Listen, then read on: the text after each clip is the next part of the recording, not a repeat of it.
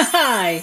Hello again, everyone. This is Jan from New York City, and my channel name is Jan from New York City Saves Money. Hey, as promised, this second upload for today, short and sweet and to the point.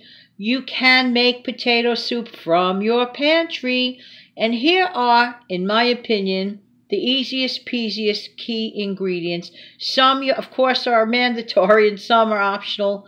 You need to have the Hungry Jack mashed potatoes, the flakes, okay? You do the flakes. They're in your pantry probably. They make life easier, and you got them.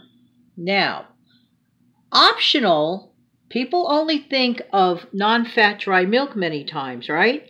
For use, and that's great. And in this case, I'm going to use, because I only have a tiny amount, the non-fat dry milk, but when you need a recipe that requires something similar to the non-fat dry milk, give it a shot with the non-dairy coffee creamer powder. So that's a great swap out for the creaminess, okay? Just saying.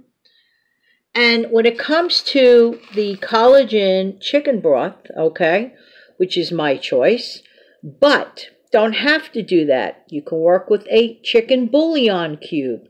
You can work with a beef bouillon cube, or you can work with a vegetable bouillon cube, or you don't even need any bouillon cube, and you could just work with water, and let's say if you have adobo and boiling water makes a great flavor. Yes, it does. So these are the basic ingredients to make the potato-y part of the soup, okay? Optional ingredient, you can always buy a can of, those canned potatoes, those scalloped ones, or get the whole ones if you want a little chunkiness. They're already cooked up. So once you do your basic soup, you could add those to it and continue heating. Another option you can use, okay, for example, bacon pieces. This is a great option if you want to give it a little bit of a smokiness, or if you have a cut up frankfurter, you could always go that route. You could also go by the route of a can of corn. If you want to add some corn kernels to it to give it that extra chunk, or whatever that you enjoy adding to it. So for now, we're just going to make the base. I'm not in the mood of too much chunkiness today, but I have the options. They're there. But today, I just want it kind of smooth. You could always put some like garnish on the top, like some chopped parsley or chives. If you enjoy shredded cheese, you could put like some shredded cheese, shredded cheddar on the top of it. That always works. So if you don't have that, you could just throw in some grated Parmesan cheese. Excuse the shaky cam, I'm not on the tripod at the moment. So we're going to get started with some basic ingredients and put it together. Now, of course, this evening I happen to be cooking for myself tonight. So what I'm going to do is first I'm going to measure out 1 cupful of the Hungry Jack, okay? And then, because I want some creaminess to it, okay, I'm going to add, I'm going to eyeball it, but I'm going to do about a half a cup of the non-fat dry milk mixed together with the coffee creamer. You could go independently with the non-fat dry milk. You could go with the non-dairy coffee creamer if you don't have the non-fat dry milk. And I have to say, with stockpiling things, this is a great thing to keep, the non-dairy coffee creamer, the powdered version. Because if you enjoy it liquefied, you could always make your own liquid. I meant to mention this. This is a great multi-purposeful thing. You can make your own liquid coffee creamer in another, like a bottle that you have. You could put in a little vanilla extract. You could put in, let's say, a non-sugar sweetener, or just a little bit of sugar, or whatever, a pinch of cinnamon. Doctor it up and flavor it up the way you like it. If you have pumpkin spice, you could add that to your converted liquid creamer. You don't have to buy an extra one if you already own it. That idea I love. I love working with what I have. So like I said, you don't have to use this broth. I just happen to have an extra one handy, and I want to use it up before it expires, because it'll be expiring in about 2 months. So I says, may as well use it up now. you could definitely go the bouillon cube way. So never forget, when you go to the grocery store, to pick up things like bouillon cubes and stuff like that. And for those that use your ramen noodles but don't like the little packets to use them with, don't throw them out. Put them on the side. They make great flavorings for rice or anything else. Use what you have. Okay, so without further ado, I'm going to attempt the soup, and I'll be right back.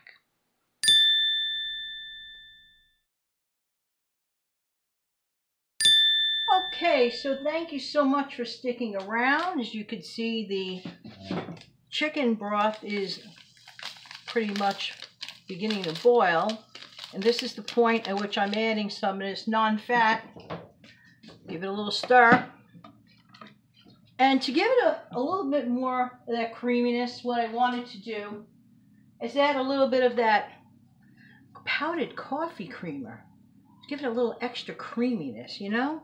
It's probably laying around your house somewhere, you know what I'm saying? And then I'm going to eyeball the amount of potatoes that I need. You want to go thicker, you go thicker. You want to go thinner, you go thinner. That, of course, is an individual taste issue that you have to figure out yourself. Don't forget, when you're cooking, you are the master of your meal. And this is 1 cup that I just, oh my goodness, can I ever do a video without that bird clack? Bird clack, listen to me, I can't talk.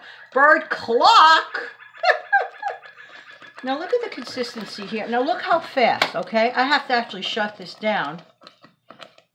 It's a little too thick. So this is where you have to get some water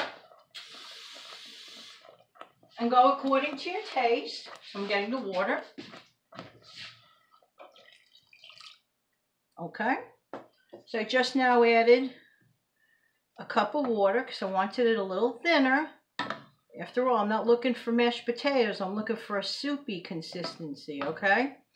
But you'll be surprised how fast that happens. So in the future, I'll keep the water closer by. Now you know why I don't do cooking videos too often. But this is real life, you know? So I'm working with real life here, everyone. Okay. So you get creative. I would like to add, because I enjoy this flavor, adobo, to my flavoring. Okay? A little bit of adobo. Okay? And I don't want it chunky this time, but you certainly could add your own options, whatever they may be. Was that easy? Or is that easy? Okay. We'll come back to me tasting it, and I'll be right back. Hello, hello, hello, we're back. I am not camera worthy right now. I'm really seriously not interested in doing my makeup and hair all over again right now. I'm a little on the tired side. But you know, this kind of meal, okay, is perfect. Putting a little black pepper on it. Perfect for like lunch. I didn't have my lunch yet, so therefore this makes a great lunch, or an appetizer to your dinner, or a side dish, or just whenever you're hungry and you don't need this, okay?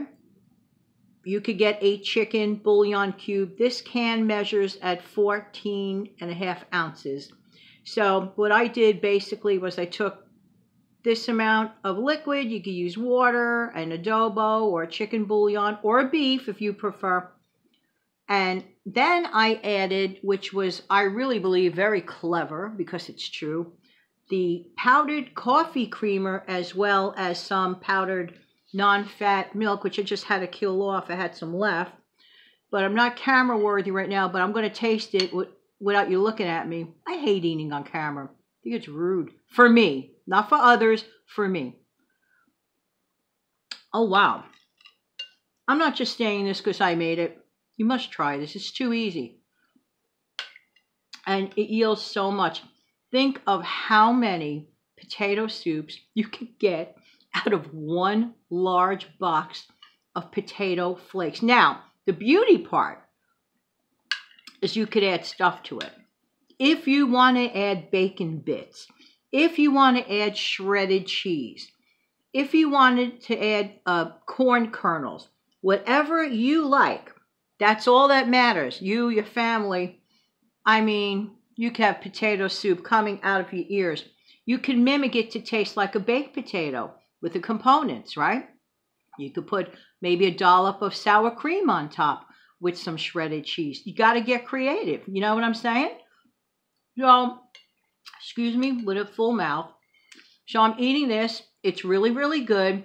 I loved adding the adobo. It just gives it that slight kick. You don't have to. You put what you want. So there you go. Pantry potato soup on the cheap. You could yield a ton.